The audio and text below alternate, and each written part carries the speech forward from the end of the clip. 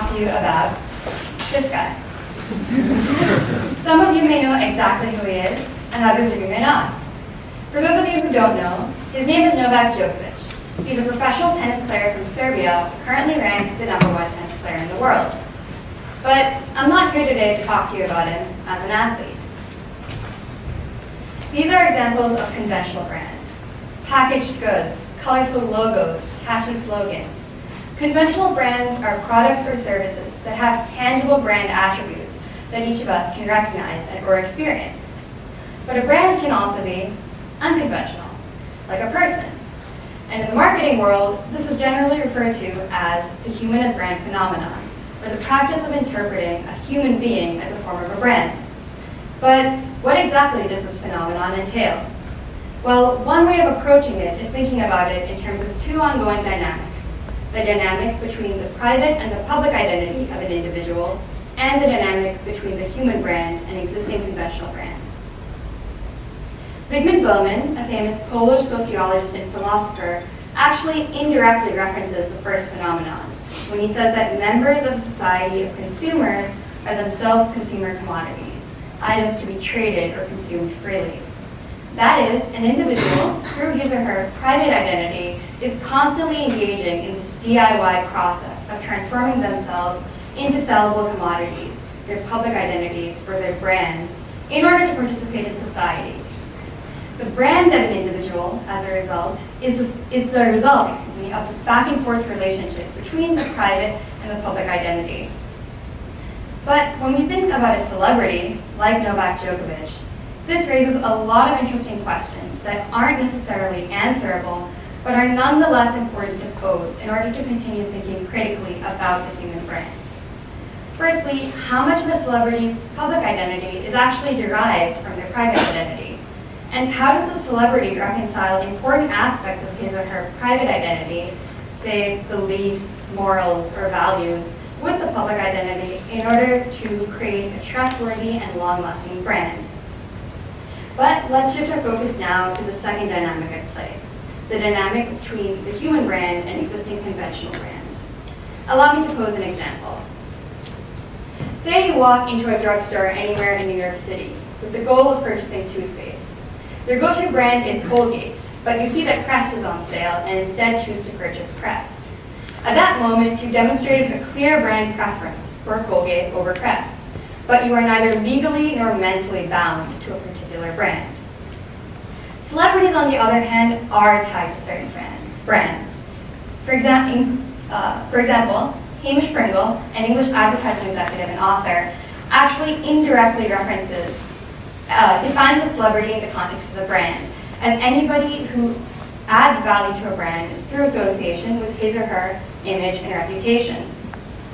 And often, celebrities can partner with or represent brands to varying degrees. But it is this relationship, this economic and reputational transaction that occurs between the human brand and the firms behind conventional brands that classifies this two-way dynamic.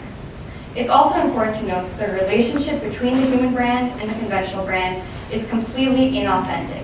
It exists less as a relationship between a human being and a business than it does as a relationship between two business entities for whom there should be mutual benefit. So now that we've covered the background of the human brand, how exactly do we measure its worth? Well, as of yet, there exists no way to represent or even qualitatively assess the value of such a brand. So I ventured to create my own for the purposes of this project. And here it is. This model aims to combine the perspectives of the individual, the consumer, and the external businesses, and measure the varying levels of influence that each perspective has on the human brand in question. The order of these rings are also important.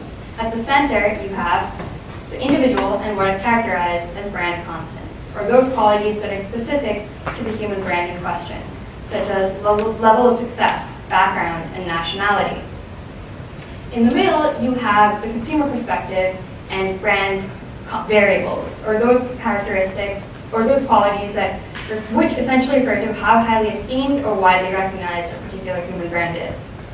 And outside, you have the perspective of external businesses, which determine additional brand assets, how the competitive advantage of one human brand over another, and the economic use and viability of a particular human brand.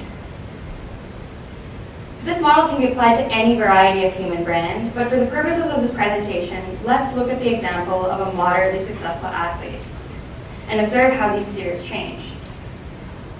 You can see that the business sphere is increasing in size. This is because such an athlete isn't necessarily interested in negotiating a mutually beneficial partnership with a business as much as he or she is in simply obtaining a sponsor, a partnership of any kind.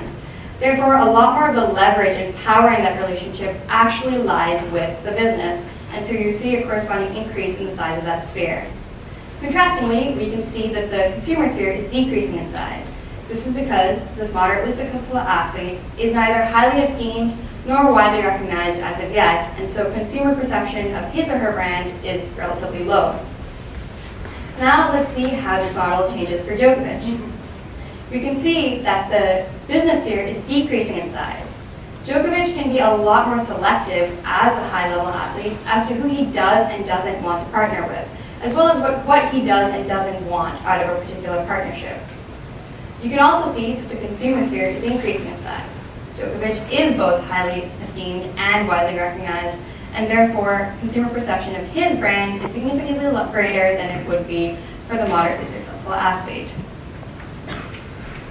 So you might be wondering, why did I choose Djokovic for this project? Why not any other athlete that exists? Well, the Djokovic brand is particularly interesting because Novak Djokovic entered the professional tennis scene at a time when both Roger Federer and Rafael Nadal dominated. Most of the tennis world, in fact, most of the sports world, was heavily invested in this partnership, and this rivalry, And here was Novak Djokovic, this young up-and-comer from war-torn Serbia, who wanted to make a name for himself fast.